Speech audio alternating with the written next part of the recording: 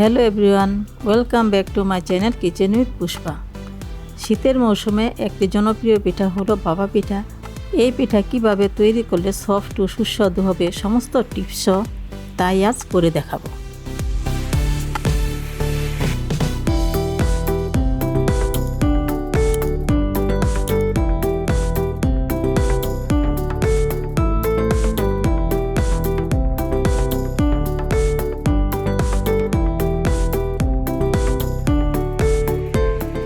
একটি পাতিলে পরিমাণ মতো জল দিয়ে দিচ্ছি।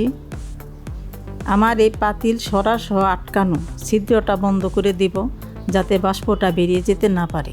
আপনাদের কাছে আটকানো পাতিল না থাকলে সরা ও পাতিল থাকলেই হবে। আটা গুলে পাতিলের চারপাশ আটকিয়ে দিলেই হবে। নিয়েছি 1 কেজি চালের গুঁড়া, দিয়ে দিলাম পরিমাণ মতো লবণ। এখন মিশিয়ে নেব। এখানে আমি মিনিকেট চাল নিয়েছি। এই পিঠা মিনিকেট চাল দিয়ে করলে যেমন সফট তেমনি সুস্বাদু হবে। অল্প অল্প জল দিয়ে চালের গুঁড়া মেখে নিতে হবে। একসাথে বেশি জল দেওয়া যাবে না, বারবার অল্প অল্প জল দিয়ে মেখে নিতে হবে।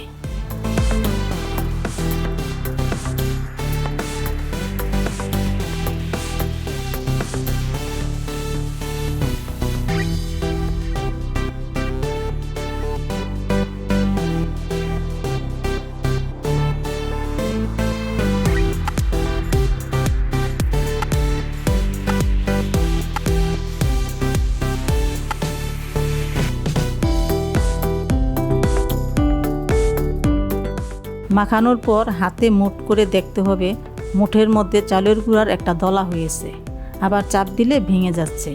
তখন বুঝতে হবে চালের গুঁড়া পিঠা বানানোর জন্য রেডি।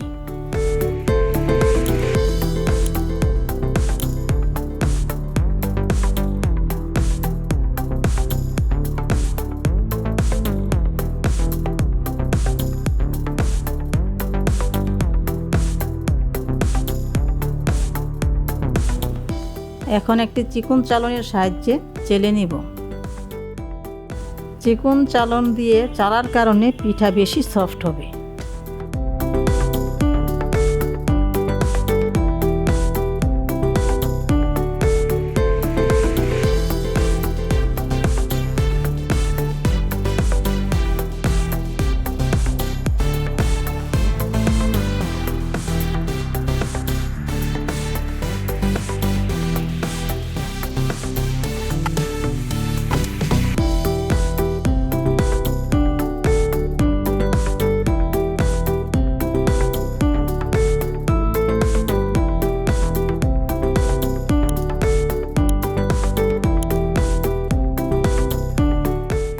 লাগছে খেজুরের গুড় আর নারকেল।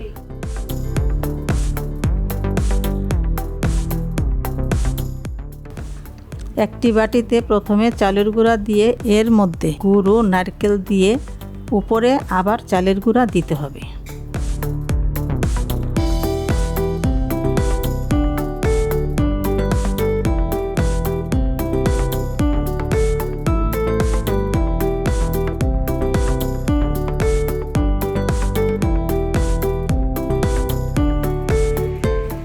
এখানে গুড় 2 লেয়ারের করে দিয়েছি, আপনারা চাইলে 1 লেয়ারও করতে পারেন।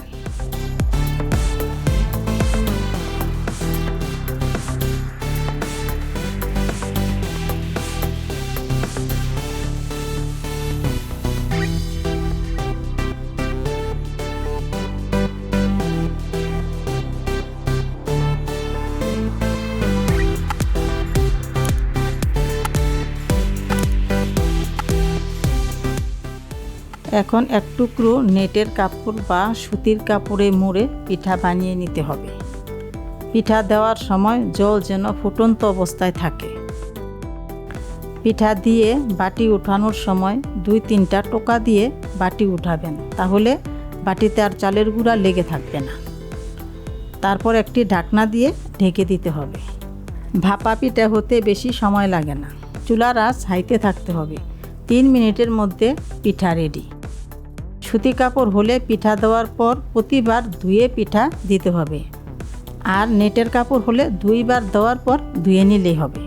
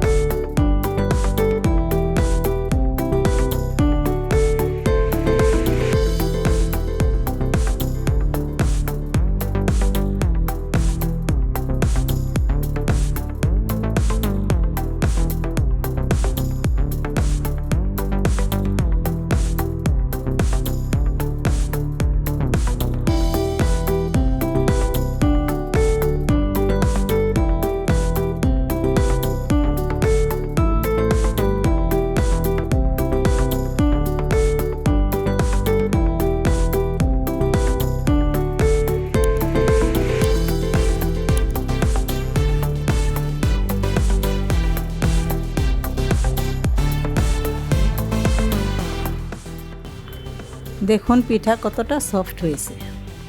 রেসিপিটি ভালো লাগলে লাইক ও শেয়ার করুন। যারা আমার চ্যানেলের নতুন বন্ধু এখনও আমার চ্যানেলটি সাবস্ক্রাইব করেননি তারা আজই সাবস্ক্রাইব করে আমার পাশে থাকুন।